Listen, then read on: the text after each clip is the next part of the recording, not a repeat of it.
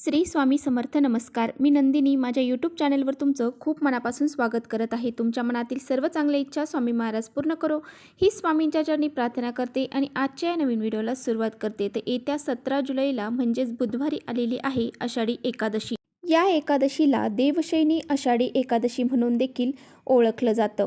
आणि या आषाढी एकादशीच्या दिवशी आपल्याला अशा ठिकाणी असा हे एक नारळ अर्पण करायचा आहे, ज्यामुळे आपले सर्व दुःख, संकट, कष्ट सर्व नष्ट होऊन जाते आणि आपल्या घराची, मुलांची, पतीची खूप सारी प्रगती होईल. घरामध्ये पैसा येऊ लागेल, धन, संपत्ती, सुख हे येईल आणि आपल्या घराचं दारिद्र्य, इडापिडा, संकट, अडचणी, दारिद्र्य हे सर्व नष्ट होऊन जाईल आणि आपल्या घरामध्ये सुख, शांती, समृद्धी, ऐश्वर्य निर्माण होईल. तर असा हा अत्यंत प्रभावशाली उपाय आजच्या व्हिडिओमध्ये मी तुम्हाला सांगणार आहे. त्यामुळे तुम्ही कुठेही व्हिडिओ स्किप न करता शेवटपर्यंत नक्की बघा, जेणेकरून तुमच्यापर्यंत योग्य ती माहिती पोहोचेल. आपल्या चॅनलवर जर तुम्ही नवीन असाल तर चॅनलला लगेच सबस्क्राईब करा आणि असेच माहितीपूर्ण व्हिडिओ पाहण्यासाठी बेल आयकॉनलाही प्रेस करा, म्हणजे मी जेव्हा नवीन व्हिडिओ अपलोड करेन त्याचं नोटिफिकेशन सर्वात अगोदर तुम्हाला भेटेल आणि तुम्ही एकही व्हिडिओ मिस करणार नाही. त्याचबरोबर कमेंट्समध्ये ओम नमो भगवते वासुदेवाय नमः हे लिहायला देखील विसरू नका. आणि त्याचबरोबर तुम्हाला जर व्हिडिओ आवडला असेल, हेल्पफुल वाटत असेल तर आपल्या मित्रमैत्रिणींसोबत शेअर देखील करा. आपल्या हिंदू धर्मामध्ये एकादशी तिथीला सर्वश्रेष्ठ मानले गेलेले आहे. एकादशीच्या दिवशी जप, तप, दान, धर्म केल्यास त्याचे पुण्य हजारो पटीने आपल्याला मिळत असते. या दिवशी श्रीहरींची पूजा केली जाते आणि त्यामुळेच आपण सर्व पापांपासून सुद्धा मुक्त होतो.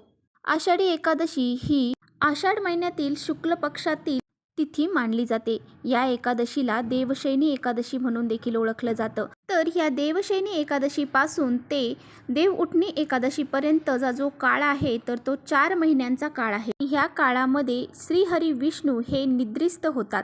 क्षीरसागरामध्ये जाऊन ते आराम करत असतात आणि या 4 महिन्यांना चातुर्मास असंही म्हटलं जातं. आणि या 4 महिन्यांचं जे कारभार आहे तर ते भगवान शिवशंकरांकडे सोपून ते निद्रिस्त अवस्थेमध्ये जातात. आषाढी एकादशीच्या दिवशी आषाढी एकादशीचं व्रत करून श्रीहरी विष्णूंची विधिवत पूजा अर्चा केली जाते. त्या व्यक्तीला जीवनामध्ये कोणत्याही गोष्टीची कमतरता पडत नाही आणि त्या व्यक्तीला मृत्यूनंतर वैकुंठ स्थान हे प्राप्त हो. या दिवशी देवी लक्ष्मी आणि भगवान विष्णू यांना प्रसन्न करण्यासाठी जे काही सेवा, उपाय केले जातात, हे उपाय जे आहेत तर ते शीघ्र फळ देणारे असतात आणि खूप प्रभावशाली देखील असतात. तर पहा, हा उपाय करण्यासाठी आपल्याला देवशयनी एकादशीच्या दिवशी लवकर उठायचं आहे. यानंतर लवकर उठल्यानंतर स्नान करायचं आहे. त्यानंतर तुम्हाला पिवळी किंवा लाल वस्त्र हे परिधान करायचे आहेत. यानंतर आपल्याला देवघरासमोर बसून देवाची पूजा करायची आहे. विष्णू भगवान बाळकृष्ण यांना तुम्हाला पंचामृताने अभिषेक घालायचा आहे.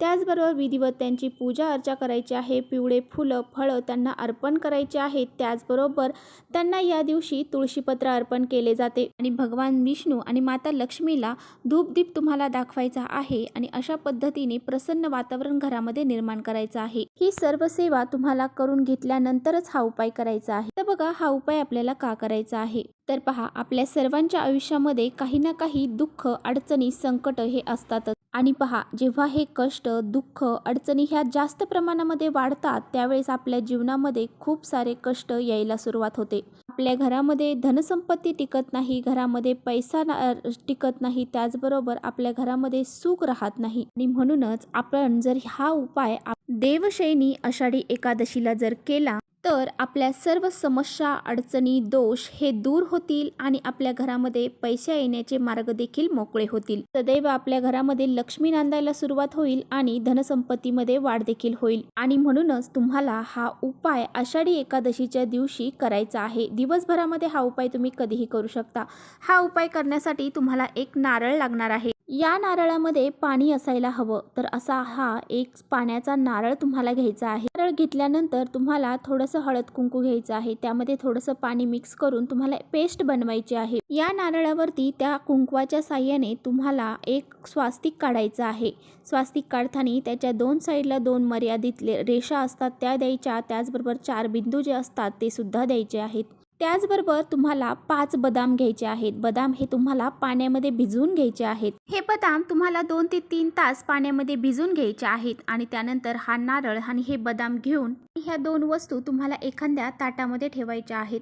एक ताट घेताना तुम्ही प्लॅस्टिकचं किंवा काचेचं ताट घेऊ नका, त्या तुम्हाला स्टीलचं किंवा पितळाचं ताट घ्यायचं आहे. त्यानंतर हे ताट घेऊन तुम्हाला तुमच्या देवघरामध्ये असणारी विष्णूंची मूर्ती किंवा बाळकृष्णांची मूर्ती असेल किंवा पांडुरंगाची मूर्ती असेल त्यांच्यासमोर तुम्हाला हे ठेवायचं आहे. त्यानंतर तुम्हाला तिथेच बसून विष्णू सहस्रनामाचं पठण करायचं आहे. पठण करणं शक्य नसेल तर तुम्ही श्रवण केलं तरी सुद्धा चालेल. त्यानंतर मनोभावे हात जोडायचे आहेत आणि देवी लक्ष्मी आणि भगवान विष्णूंना नमस्कार करून आपलं मनोभावे आपल्या मनातल्या ज्या काही इच्छा आहेत, तुमच्या जे अडचणी आहेत, संकट आहेत, ते सर्व तुम्हाला सांगायचे आहेत. त्यानंतर हा नैवेद्य जो आपण ठेवलेला आहे तो तुम्हाला दिवसभर आणि रात्रभर तिथेच भगवान विष्णूंच्या मूर्तीसमोर ठेवायचा आहे. त्यानंतर दुसऱ्या दिवशी सकाळी लवकर उठायचं आहे, स्नान करायचं आहे आणि तो जो नारळ आहे तर तो तुम्हाला फोडायचा आहे आणि घरातील प्रत्येक व्यक्तीला द्यायचा आहे. ते बदाम देखील सर्व घरातील व्यक्तींनी ग्रहण करायचे आहेत. आणि पहा, ह्या ज्या वस्तू आहेत म्हणजे नारळ असेल, बदाम असेल, तर ह्या गोष्टी तुम्हाला चुकूनही बाहेरच्या व्यक्तींना खायला द्यायच्या नाही. प्रसाद तुम्ही ग्रहण केल्यामुळे तुमच्या जीवनामध्ये ज्या काही संकट आहे, अडचणी आहेत, त्या सर्व निघून जातील आणि आपल्या घरामध्ये पैसा, धन, संपत्ती, सुख हे यायला सुरुवात होईल आणि आपल्या घरामध्ये जे काही संकट अडचणी आहेत त्या सर्व दूर होतील. तर अशा पद्धतीने हा अतिशय सोपा आणि साधा उपाय आहे, तर हा तुम्हाला आषाढी एकादशीच्या दिवशी नक्कीच करायचा आहे. त्याचबरोबर माता लक्ष्मी आपल्यावरती प्रसन्न होण्यासाठी, तिची कृपा आपल्या घरावरती सदैव टिकून राहण्यासाठी आपल्याला तुळशी मातेला शुद्ध गाईच्या तुपाचा दिवा देखील लावायचा आहे, कारण तुळशीला माता लक्ष्मीचं प्रतीक मानलं जातं. या एकादशीच्या दिवशी सर्व देवी देवतांचं तेज हे एकवटलेलं असतं, त्यामुळे आपल्याला असे काही उपाय जे आहेत तर ते करायचे आहेत.